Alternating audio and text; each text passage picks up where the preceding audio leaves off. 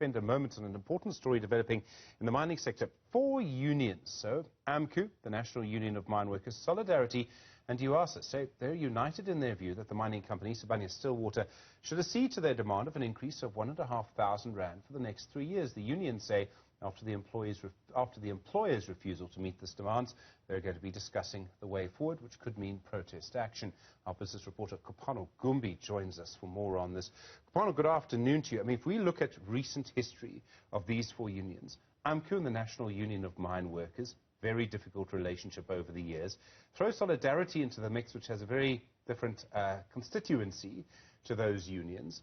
This is a very complex picture, and here they are all united. Absolutely. It would be, I guess we could call it strange bedfellows in a case like this, but they have all 4 unions in the history of unions in mines in South Africa, and especially in gold mining. This is the first time they are united against a cause, in this case against Sibanye Stillwater, saying that no, they're not coming to the party with a fair and reasonable wage deal, and so they have officially declared a dispute. No, the enemy of my enemy is my friend, even if he's still my enemy. Or she. So they declare a dispute. What's going to happen next? Are we going to see strike action? Last thing anyone wants during a pandemic? It's the last thing that anyone wants. And I think, you know, Sibanye Stillwater is one of the largest employers in the gold mining sector. They have around 31,000 employees. So if they did go on strike, it would be extremely detrimental to their operations. I don't think they'd let it get that far. For now, the CCMA are getting involved and they're going back to the negotiating table, trying to find a solution. You know, the unions are asking for a R1,500 increase over the year, in the first year, and Sibanye Stillwater have come back to say we can't afford that, we're offering you around 450, 500. So they have a very long way to come, somewhere to the middle or at a little bit higher than what has currently been put on the table.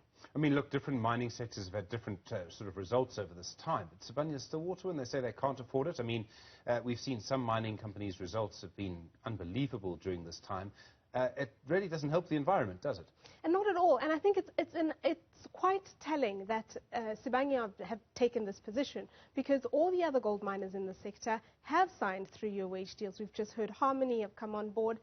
And so for Sibanye to draw the line in the sand right now to say, no, absolutely not, this could bankrupt us, this could further shorten the lifespan of our mines, or we would have to go into sort of closure by shaft of the operations, is a little concerning. But when you look, and that's one of the arguments that the unions put forward, that in fact they have seen the super profits that these businesses have made as a result of the commodity boom we've experienced this year. But when we spoke to, in fact, when I spoke to Neil Froneman earlier this year, he said to me, you know, to be honest, we should not consider a moment when you're planning in the medium term or the long term for a business. And so although the money looks good right now, that doesn't guarantee that we can keep spending that into in perpetuity, because that may not be the case a year from now or 2 years from now.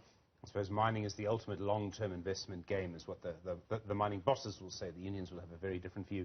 You have to describe the mood for me of these 4 unions all sitting in a room. I mean, do they all call each other General Secretary? They, in fact, all call each other comrade. Solidarity too. Solidarity too. They were all comrades. And I guess that, you know, they're joined by a common cause, and they feel like all of their members deserve a little bit more. Across the board, they've been aggrieved, and so there was actually agreement and no hint of any contestation amongst them. Well, it's interesting what it can take to force unity. Maybe that would be a good thing in the long term on the mining belt, particularly in that part of the world. Kopano Gumbi, thanks very much indeed, our business reporter, following that story for you. It's amazing how quickly things can change. You'll have seen the history of the NUM and AMCU over the years, how difficult that's been. Maybe something interesting will come out of this. Well,